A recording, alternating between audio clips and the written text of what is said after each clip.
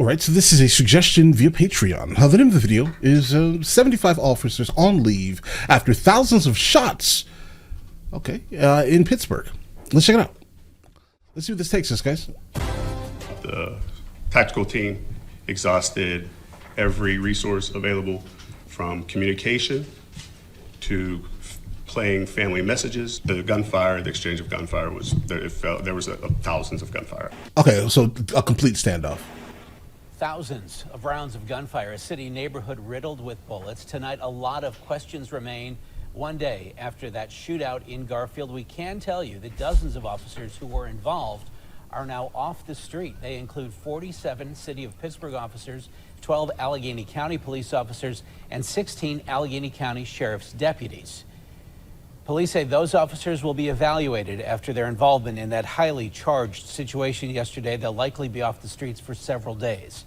Here's the thing, guys. To hear that thousands of shots were fired, guys, that's scary. How many people were involved in this, guys? Like, how many shots were coming, I guess, against them? What's the reason why this happened? So many questions. Thanks for joining us at 5. I'm Ken Rice. And I'm Christine Sorensen. The gunfire on Broad Street has long since ended, but the disbelief coming from neighbors is loud and clear. Erica Moke spoke to those neighbors and got an up-close look at that damage. Erica. Christine and Ken, yesterday we were telling you just the amount of gunfire that was exchanged yesterday, and you were able to see in that video the damage left behind at that row house, showing you just how intense this standoff was. You can see behind me that home has since been boarded up, but right now on this street, you can see the house is in the worst condition on the house, on the street. They are alongside city leaders assessing the damage. So I'm guessing it was probably like a trap house or something? From those bullets, like what you can see right here on this house. Evidence of bullets whizzing by. Neighbors tell me yesterday they felt like they were in the middle of a war zone brought on by a man that they barely knew. One person? Thousands of bullets? Listen, I understand. Stop the threat. Absolutely. If you're shooting out towards the street, stop the threat 100%. Right? But hopefully all these officers were on target. Nothing happened after that. But 1,000 bullets sounds like a lot, guys. Good morning, sir. How's your day? And he was telling me that they're going to pay for this. I'm like, dude, I said, be on the street. It's cool. He said, you'll see.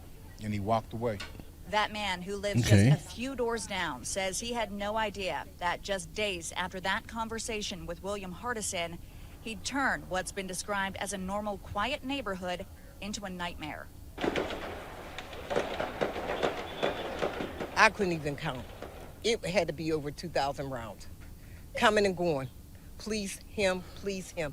They were so loud, you would have thought it was a bomb. City officials and police giving an update today on the response. Listen, I will say, though, the reasoning for why it happened, I'm not sure it even matters, bro, right? He sounds like he was deranged. He decided to start shooting out towards the street. He just basically was waiting for the cops to come. No remorse for this individual. I would like to know the motives behind it so I can at least attribute it to exactly what type of state of mind he was in. But I don't even honestly think it matters, bro, right? What kind of state of, bro, imagine, what kind of state of mind do you have to be in to literally put your rifle outside the window and just start shooting? You basically forfeited yourself there, sir. I think in the court of public opinion, obviously.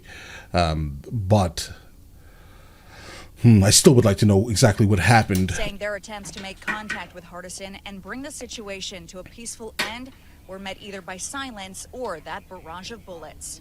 The gunfire, the exchange of gunfire was there. There was thousands of gunfire. I just couldn't tell you the number. The exact amount of shots, ammunition, even weapons used by the suspect is still under investigation by state police. And although neighbors say they had no idea what kind of stockpile Hardison may have been sitting on, one says she did see him with a gun case, which she says contained more than one rifle. Because it was heavy. He was struggling from across the street to his house to get it into his house. His house, the one he refused to leave, now left battered from a gun battle, as are the homes nearby, including the one that shares a wall with the now crime scene. Our camera was invited inside, capturing several bullet holes in that shared wall, one big enough to see right through. It was a dramatic scene. I didn't ever think it would have got to this point. Now, it is still not known where the shot that killed the suspect came from. Again, that's still under investigation. The neighbor who lives immediately next door didn't want to go on camera. She said that there are at least 4 bullet holes in her wall, and any of them could have killed her. Thankfully, though, she evacuated, and she and her pets are okay. We're live tonight in Garfield. Erica Moke, KDKA TV News. I'm guessing that's the reason why there were so many cops on leave, right? Because of the risk of the other people that were kind of just around the area, not so much involved in it, but they were just obviously at risk. Their life was 100% at risk. Because if this was an eviction case and he no longer could afford to live here, listen, I expect a lot of situations like this to happen. Hopefully there are no firearms involved. That would be amazing, right? But I can almost guarantee that this is going to continue happening over the next year and a half, guys. Things are getting worse, right? But apparently he can afford 2,000 bullets. Guys, that's crazy, bro. Should just paid your rent, bro. All right? But again, I don't fault the cops here. But I do hope that obviously everyone else around these houses are okay, obviously, right? And hopefully these properties were evacuated before things got too out of hand, guys, right? But all right, listen, you guys all have an absolutely amazing day, and let me know what you guys think, guys. I'll catch you guys later.